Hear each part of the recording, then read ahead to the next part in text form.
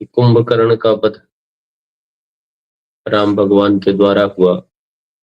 उसके बाद मेघनाद से लक्ष्मण जी की लड़ाई हुई, यज्ञ विध्वंस किया गया क्योंकि वो अपावन यज्ञ कर रहा था।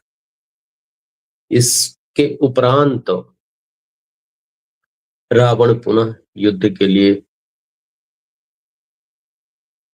आए और राम जी से युद्ध होने प्रारंभ होना था।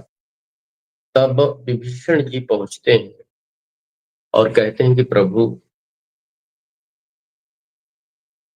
रावण तो रथा और आरूढ़ है, आप नंगे पैर हैं। तब भगवान वहां पर बताते हैं कि नहीं, जो विजयी रथ है वो ये नहीं है, विजयी रथ तो कुछ और है। तो भगवान बताते हैं विभीषण जी को कि सौरज धीरज तेहि रथ चाका, सत्यशील दृढ़ ध्वजा पताका। ऐसा रथ के जो विवरण है वो कुछ इस प्रकार बताते हैं कि जो शौर्य है वो धीरज है, जो उसका पताका है वो दृढ़ता है, इंद्रियों रूपी घोड़े शरीर रथ है, इसमें भगवान को बिठाया जाए और वो मार्गदर्शन करें,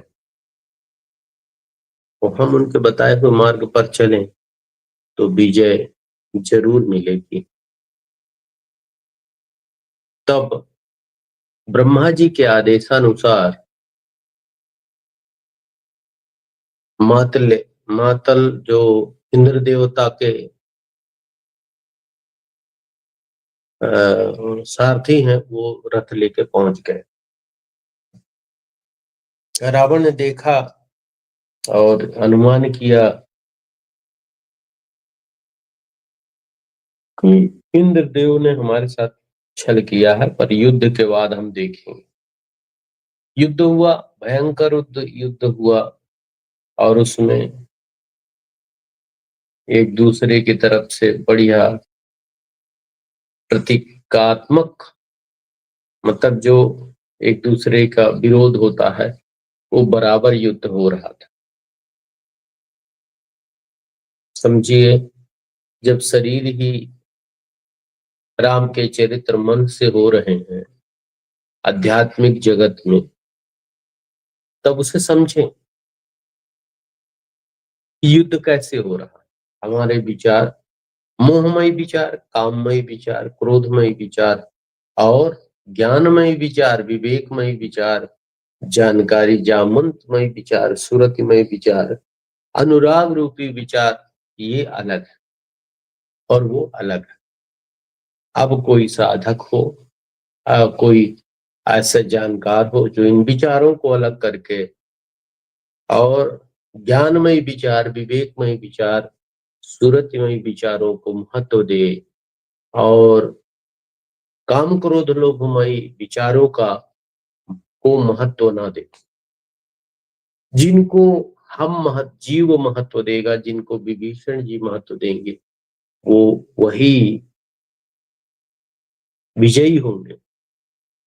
जिनकी धारणा ऐसी होगी, जिनके विचार ऐसे होंगे, तो वो विजय को प्राप्त होंगे और नहीं तो पराजय को प्राप्त होंगे। पराजित हैं हमारे विकार, हमसे पराजित हो जाएंगे, लेकिन कब? जब हमारी क्षमता दूसरे काम क्रोध लोभ मोह मद मत्सर से लड़ने की ताकत जिसके पास आ जाए वो हरा सकते। सब नहीं, सब नहीं हरा सकते, वो हरा सकते। तो इसीलिए हमें, आपको, सबको परमात्मा आधीन कर्म करना है। परमात्मा आधीन। हम कहते हैं कि ये सामान यहाँ का वहां होना चाहिए, पर क्यों? मैं नहीं, वो भगवान चाहे तो सब कुछ हो सकता है, मेरे चाहने से कुछ भी ना। यही विचार सबसे बढ़िया विचार है। हम उस भगवान के हो जाए, समर्पित हो जाए बाकी वो भगवान, वो परमात्मा करेगा जो करेगा, ऐसा भाव विचार रख के वो जीव कर्म करे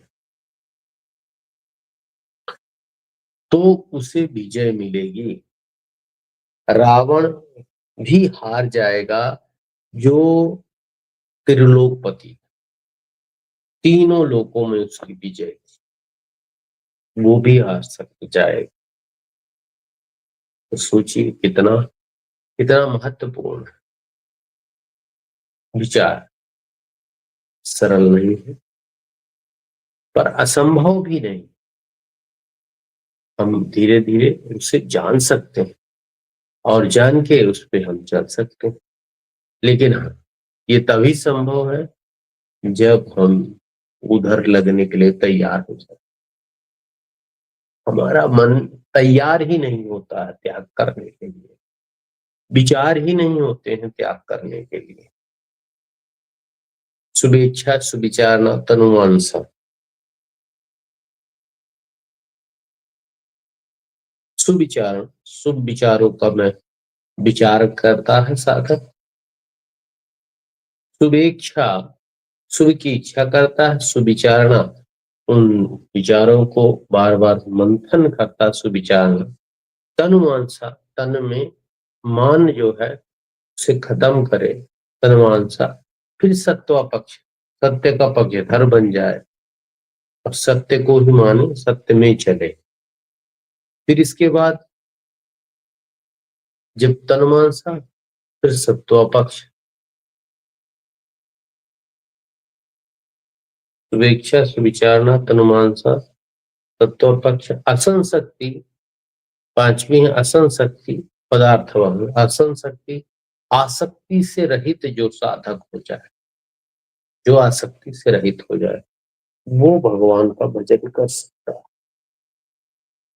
वो भगवान का भजन कर लेगा, बाकी संभव नहीं। तो इसलिए धीरे धीरे, रे मना धीरे सब कुछ होए, माली सींचे सौ घड़ा ऋतु आए फल हो। तो धीरे धीरे हम और आप सब लोग लगे रहें। वो लंबी यात्रा है, लक्ष्य दूर है, लेकिन हम लक्ष्य में तो आ जाएं, हम उस राह पर तो आ जाएं, हम उस रास्ते पे रहेंगे तो वो सभी चीजें देखने को मिलेगी जो चीजें हमारे जीवन में लिखी हुई।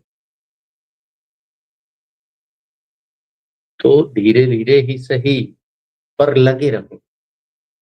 राम जी ने रावण के साथ बहुत युद्ध किया घमासान, और फिर विभीषण जी ने बताया कि प्रभु इसे मारिए, इसके नाभि कुंड में अमृत है, इसे मारिए। तब फिर रावण और नाराज हुए कि इसके कारण ही मेरा पूरा कुल नष्ट हो रहा है। तो उन्होंने एक शक्ति मारी, रावण ने, और मारी तो राम जी ने राम जी ने विभीषण को हटा के और उस अपने सीने में ले ली।